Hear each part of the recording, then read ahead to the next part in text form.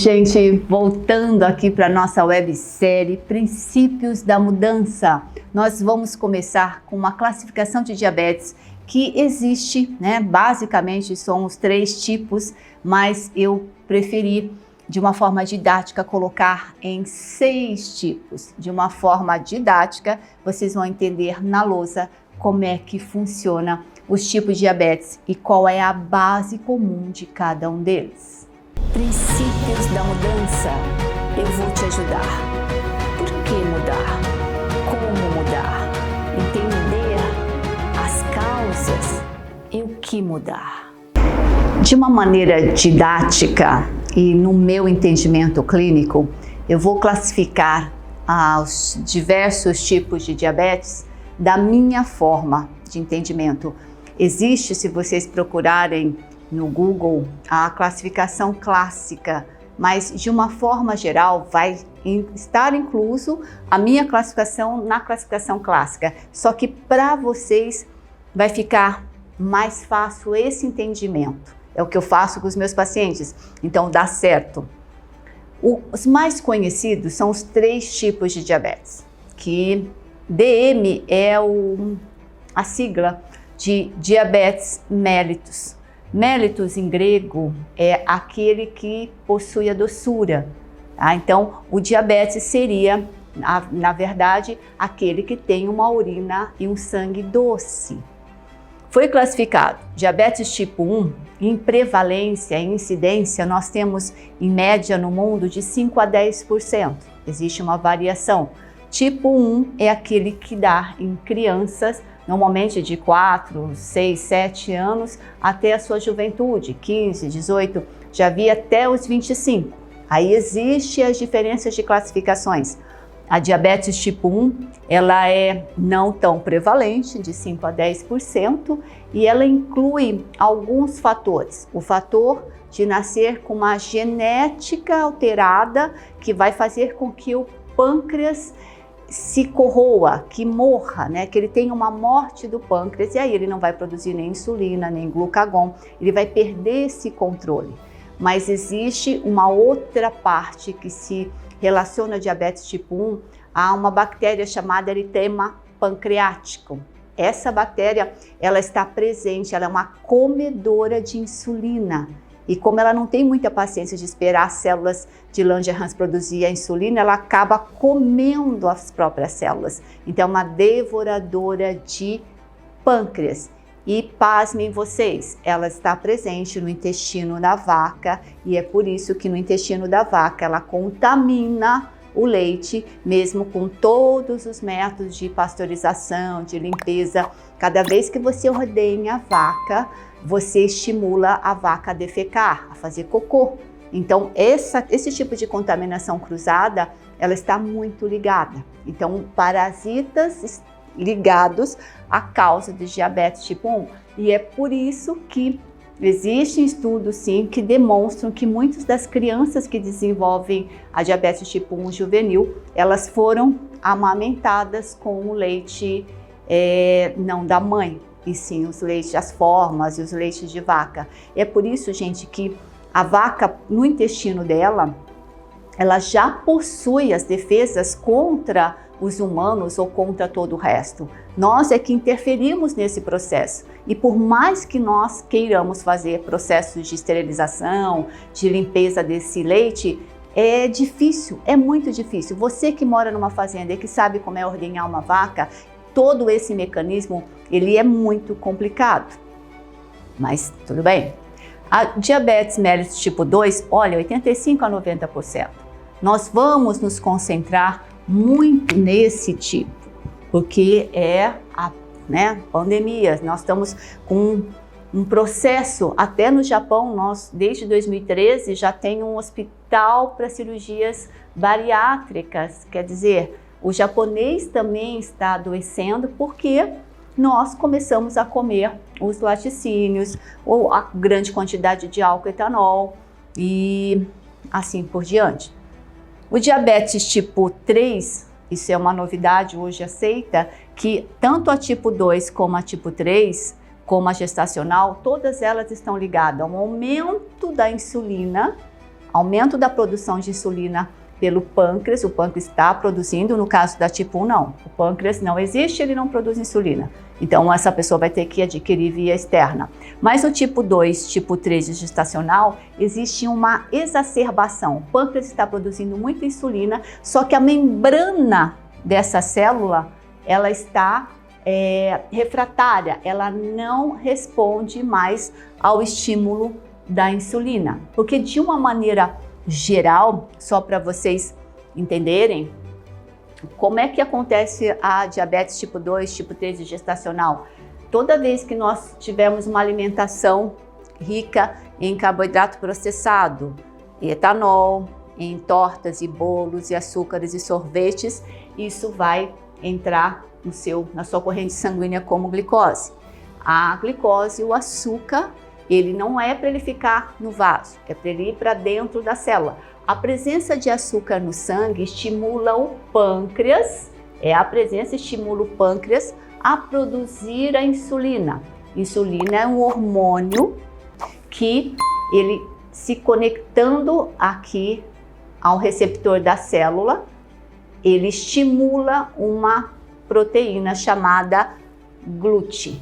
T de transporte, GLU de inglês glicose é glucose. Então é o transportador de glicose na célula. Quando a insulina acorda o GLUT, esse GLUT abre uma janelinha na membrana da célula e permite que a molécula de glicose penetre dentro da célula, para que nesse momento ela vá ser utilizada para formar os nossos ATPs, a nossa energia, através do ciclo de Krebs. Então, isso é um processo onde o início depende daquilo que eu escolher como beber ou comer. E eu faço uma observação aqui nesse vídeo que eu tenho outros colegas que têm diversos vídeos e vídeos muito bons, aulas incríveis, e eles nunca citam o fato do pior carboidrato ser o álcool, o etanol, a cerveja, o vinho, o uísque, a pinga, o que seja. Mas na minha experiência clínica, o que eu vejo que mais faz adoecer você é achar que é normal nos finais de semana, como relax, tomar a sua bebida alcoólica. Então, a sua bebida alcoólica de hoje vai ocasionar tudo isso. E nós vamos depois explicar passo a passo como isso acontece. Mas se entender classificando entre os diversos tipos de diabetes, isso pode ter uma consequência que às vezes não tem jeito. Alzheimer tem cura? Tem, dependendo do estágio que você se encontre. Tudo tem cura. Só que lesar neurônio, lesar célula cardíaca é colocar um risco muito poderoso para a sua vida. Nós estamos falando em vida. Nós estamos falando, mas eu quero ser feliz. Na verdade, nós nem sabemos o que é ser feliz, né? Para mim, Kátia, ser feliz é o simples fato de acordar e estar viva. E é por isso que eu abençoo ela todos os dias e todos os momentos, fazendo coisas melhores. A diabetes mellitus pós-medicação para emagrecer, isso é uma prática aqui a nível de consultório. Eu pesquisei a nível de Google e confesso a vocês que eu não encontrei médicos falando contra o uso de injeções, diversas injeções que se deem na barriga, no abdômen, para estimular o pâncreas a liberar mais insulina para converter esse açúcar não. Isso para mim é uma conta que não dá certo, e o meu segmento dos pacientes nesses anos todos faz eu ter cada vez mais certeza, até porque eu peço muito exame de sangue, então eu faço essa sequência. Isso, gente, não vale a pena, não está catalogadas no Google, por exemplo, mas isso é uma verdade. Se você raciocinar um pouquinho, quer dizer que se eu comprar um remédio que custa entre 600 e 800 reais e injetar todo dia no meu abdômen, no subcutâneo, eu vou conseguir emagrecer 5, 10, 15, 20? Vai, mas raciocina comigo. Você comprou um resultado fazendo com que um pâncreas trabalhe igual um louco para produzir insulina, para ele captar esse açúcar, para virar energia na sua célula. O pâncreas, ele tem uma capacidade de produção de insulina. Faz de conta que o meu pâncreas nasceu para durar 120 anos e produzir nesses 120 anos, um exemplo, 1000 moléculas de insulina. Se eu usar uma medicação e fazer com que ele produza essa insulina em um menor tempo possível, uma grande quantidade, ele vai chegar à falência.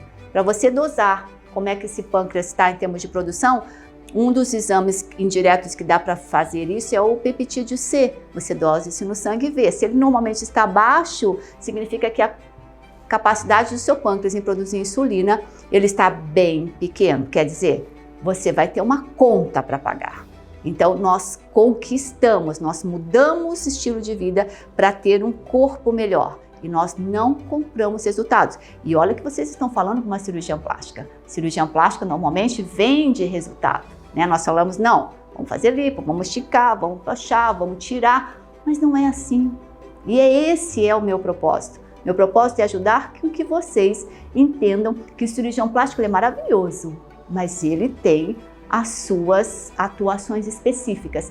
Caso contrário, acaba acontecendo o que eu sempre digo, que nós viramos um sashimi. Nós estamos amputando coisas que a gente não quer. Mas por que não quer? Porque isso realmente é para retirar? Será que Deus fez os nossos órgãos e as nossas paredes abdominais e corpórea para serem retiradas? Não, certamente não. Diabetes mellitus emocional, ela envolve o sistema nervoso autônomo. Nós temos o sistema nervoso central, cérebro, né, um encéfalo, medula espinhal, inclui esses dois, sistema nervoso central. Nós temos nosso sistema nervoso entérico e intestinal, e ligando esses dois sistemas, nós temos o sistema nervoso autonômico. É o autonômico que vai estimular também o seu pâncreas, o seu fígado, os receptores da célula abrir ou fechar. Nem tudo é controle bioquímico de molécula. Muito é controle da emoção.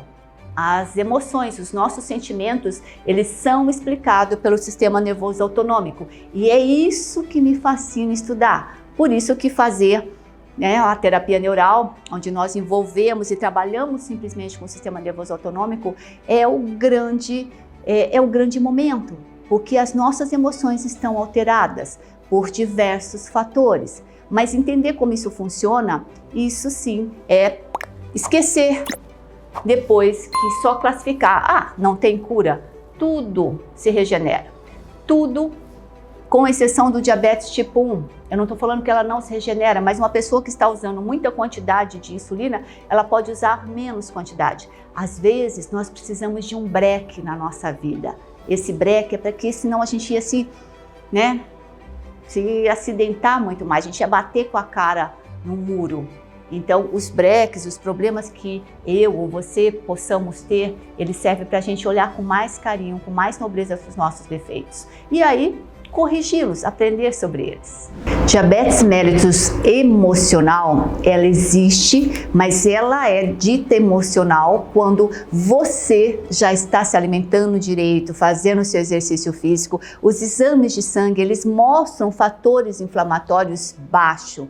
Isso quer dizer, não é toda diabetes que você pode dizer que é emocional. É emocional porque eu como um pote de sorvete? Não, isso é porque você está descontrolada. Diabetes mellitus, aquele que contém mel adocicado. O sangue ou a urina com excesso de glicose significa que a glicose não está dentro da célula. E isso vai levar a problemas ruins, como amputação, cegueira, infartos.